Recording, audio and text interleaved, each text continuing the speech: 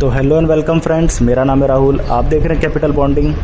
तो आज के मार्केट के अंदर में फिर से मैं आपके सामने पेश हुआ हूँ निफ्टी का एनालिसिस लेकर के। निफ्टी के अंदर में स्ट्रैटेजी और निफ्टी के अंदर में पोजीशंस हमें किस तरीके से जो है बनानी चाहिए। तो चलिए आज का वीडियो हम स्टार्ट करते हैं। पर वीडियो स्टार्ट करने से पहले मैं आपसे रिक्वेस्ट करना चाहूँगा कि अगर आपको मेरा वीडियो अच्छा लगता है तो प्लीज़ मेरे वीडियो को लाइक कीजिए, चैनल को सब्सक्राइब कीजिए, ज़्यादा से ज़्यादा शेयर कीजिए। बाकी अब इस तरह की इन्फॉर्मेशंस अपने जो है चैनल पर लाते रहते हैं। तो चलिए बिना टाइम वेस्ट करें हम अपना वीडियो स्टार्ट करते हैं। सबसे पहली बात तो निफ्टी के अंदर में अगर हम लोग गौर करें आज, तो निफ्टी के अंदर में हम लोगों को जैसा कि देखने को मिल रहा है कि निफ्टी पूरे दिन भर के अंदर में तकरीबन 16,720 के लेवल्स के आसपास में टच किया है। अब 16,720 के आसपास में टच किया है तो हम लोग काफ़ी समय से एक बात को नोटिस कर रहे थे, वो ये थी कि कहीं ना कहीं पर 16,700 जो एक रेजिस्टेंस फेस कर सकता है। और ये जो रेजिस्टेंस है कहीं ना कहीं पर ये रेजिस्टेंस शायद हम लोगों के बाज़ारों को अटका सकती है। बट जिस तरीके से ग्लोबल मार्केट्स में गैप अप ओपनिंग हुई तो कहीं ना कहीं पर एशियन मार्केट्स के कारण हम थोड़ा सा जो है 125 पॉइंट की तेज़ी के साथ यहाँ पर आकर के ट्रेड कर रहे हैं। तो ये जो तेज़ी है ये पूरी तरीके से हमारे गैप अप की वजह से जो है बनी हुई है। बाकी बाज़ार के अंदर में हम लोगों ने जो है कंटिन्यूसली तेज़ी का दौर भी देखा है। अब हम बात कर लेते हैं हमारे निफ्टी के चार्ट्स की। अगर हम निफ्टी के चार्ट्स को थोड़ा सा ऑब्जर्व करने की कोशिश करें तो कहीं ना कहीं पर हम हमेशा की तरह पहले तो जो है अपनी एक डिटेल स्टडी बनाएंगे। ख़ास तौर पर ये हम उन अपने जो नए व्यूअर्स हैं उनके लिए इस चीज़ को समझाने की कोशिश करते हैं कि कहीं ना कहीं पर 2020 से लेकर के 2022 तक कंटिन्यूसली आप एक हायर टॉप और हायर बॉटम एक तेज़ी का एक दौर निफ्टी के अंदर में देख रहे हैं। बिना किसी बड़ी गिरावट के कंटिन्यूसली मार्केट ने जो है यहाँ पर तेज़ी दिखाई थी।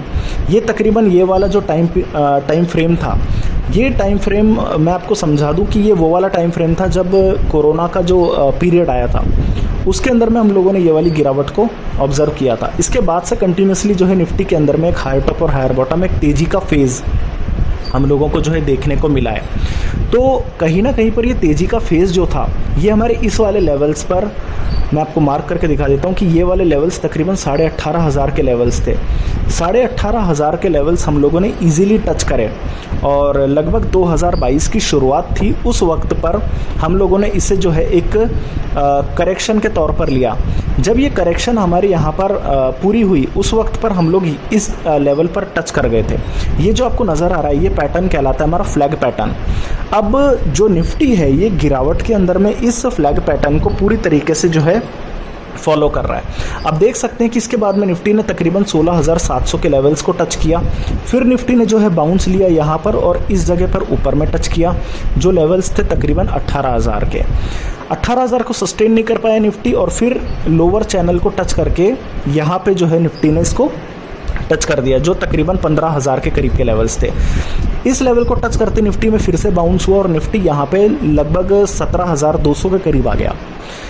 जब निफ्टी ने यहाँ से करेक्शन लिया तो निफ्टी डायरेक्ट इस जगह पर आकर के जो 15,200 के लेवल से यहाँ तक आ गया।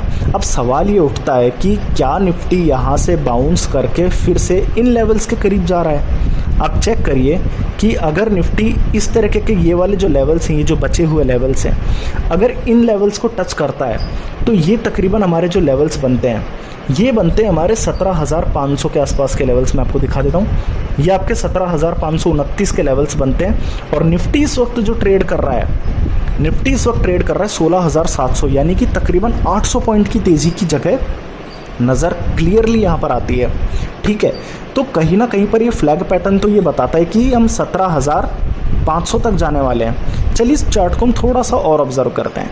आप एक चीज़ देख रहे होंगे कि एक रेड लाइन मैंने यहाँ पर मार्क करी है। ये एक्चुअल में रेड लाइन बहुत इंपॉर्टेंट है क्योंकि जब जब हम इस रेड लाइन के करीब आए एक बड़ी रेड कैंडल बनी। आप देख सकते हैं कि यहाँ पर आपको एक बड़ी रेड कैंडल नज़र आएगी। ये रेड कैंडल हमारे जब ब्रेक हुई तो हम लोग नीचे की तरफ में चले गए, बट हम लोगों ने जब बाउंस किया तो फिर से हम लोग जो है इस रेड कैंडल को बना करके हम इसको ब्रेक कर गए और काफ़ी समय तक हम सस्टेन करें। और फिर से अब जो हमारा क्वेश्चन मार्क आया है वो हमारे इसी जो है रेड कैंडल के लिए यहाँ पर आया है कि क्या हम लोग इस लेवल को ब्रेक करेंगे। मैं आपको समझा दूं कि जो ये लेवल्स हैं ये लेवल्स हमारे तकरीबन 16,730 के लेवल्स हैं। तो 16,730 के लेवल्स क्या हम लोग ब्रेक करेंगे या नहीं करेंगे।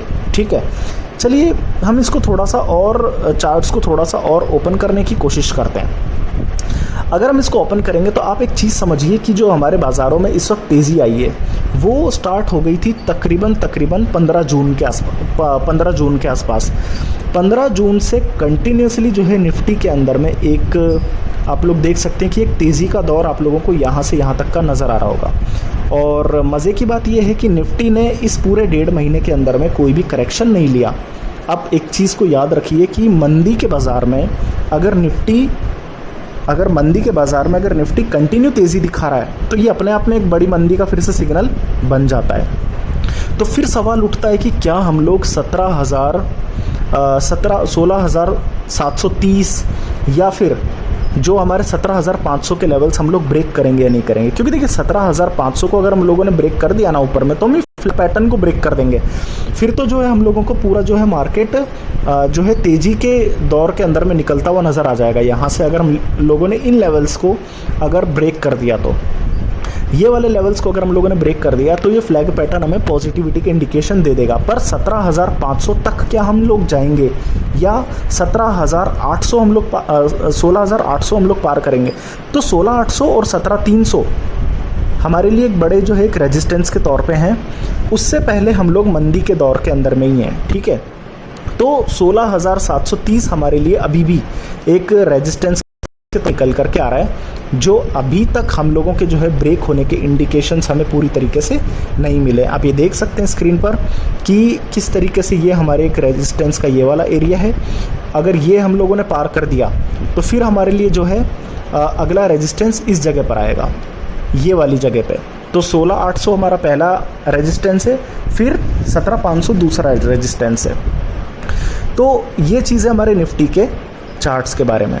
अब अगर हम लोग निफ्टी के चार्ट से आगे बढ़े निफ्टी के कंट्रीब्यूटर्स की तरफ, तो देखिए निफ्टी के कंट्रीब्यूटर्स में आप देख सकते हैं कि आज किन जो है स्टॉक्स के अंदर में स्पेसिफिकली हम लोगों को तेज़ी मिल रही है। आप अगर नोटिस करेंगे तो आज बैंक्स के अंदर में काफ़ी ज़्यादा तेज़ी है। HDFC बैंक हो गया, आपके जो है ICICI हो गया, HDFC हो गया, आपके जो है यहाँ पर कोटक बैंक आ गया, आपके एक्सिस बैंक आ गया। तो कहीं ना कहीं पर आज बैंक्स के अंदर में काफ़ी ज़्यादा जो तेज़ी देखने को मिल रही है। 25 point, 15 point, 12 point, 11 point, 6.5 points continuously जो हम लोग पॉजिटिविटी की तरफ में कंट्रीब्यूट कर रहे हैं।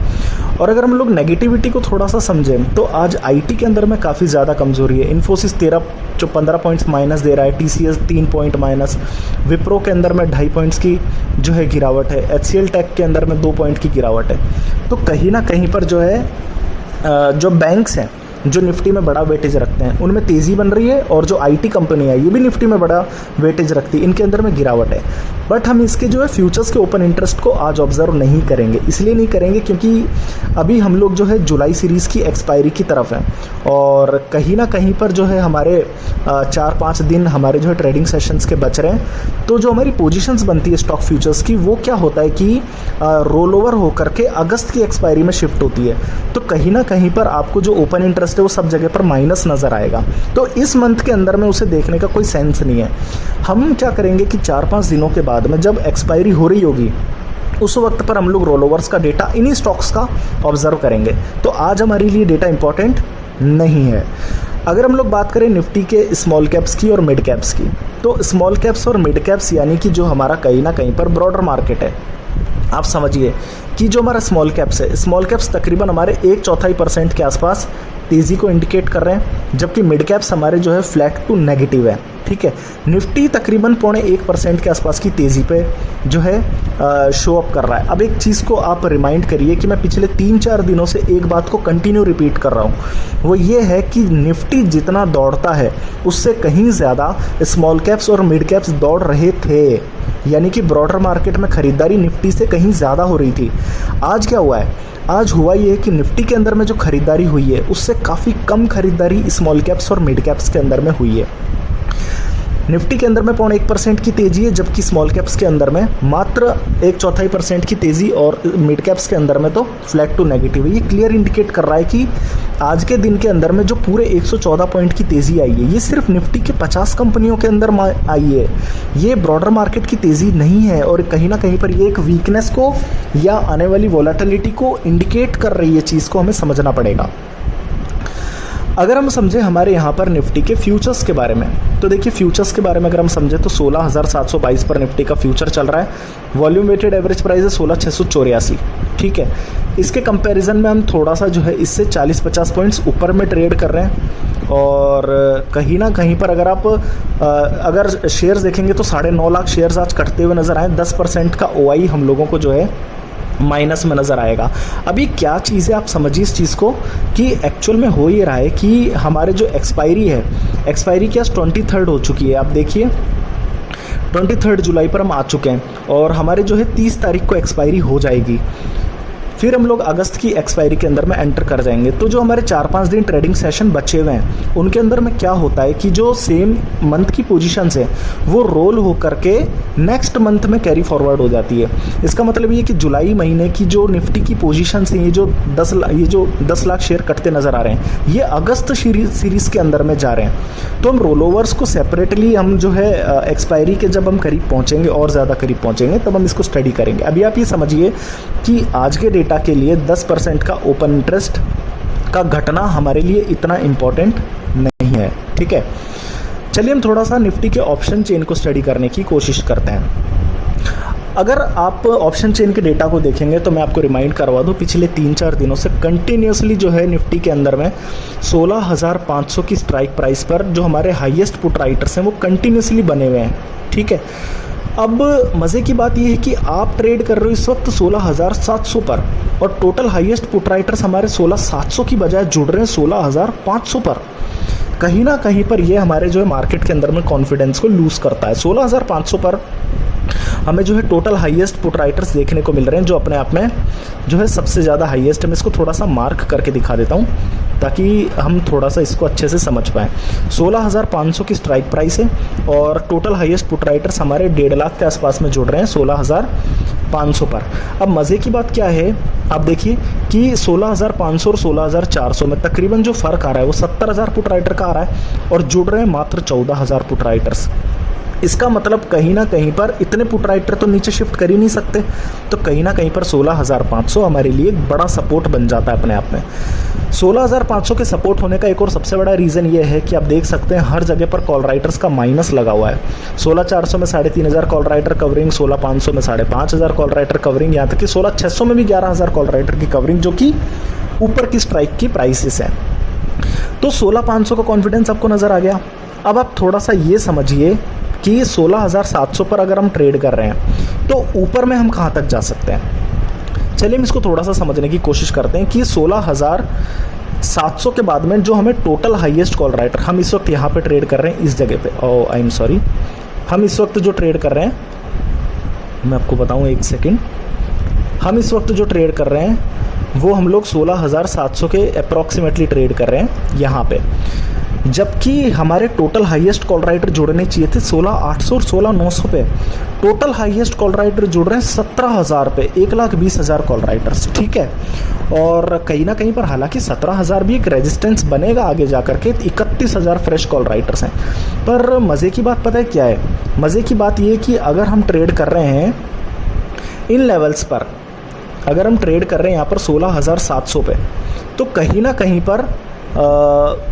कहीं पर अगर आप गौर करें तो 16,500 पर जो हमारे टोटल हाईएस्ट राइटर जुड़ रहे हैं और 17,000 पर टोटल हाईएस्ट कॉल राइटर जुड़ रहे हैं, या तो 16,600 16,700 पे टोटल हाईएस्ट पुट राइटर जुड़ते या 16,800 16,900 पे total highest call writers add होते। पर हो क्या रहा है, हो ये रहा है कि 16,500 पर हमारे टोटल हाईएस्ट कॉल राइटर जुड़ रहे हैं, जो अपने आप में जो है बहुत दूर की स्ट्राइक प्राइस है। फिर से वही सेम गलती कर दी। 16,500 पर हमारे जो है टोटल हाईएस्ट पुट राइटर्स हम लोगों को जो है नज़र आ रहे हैं।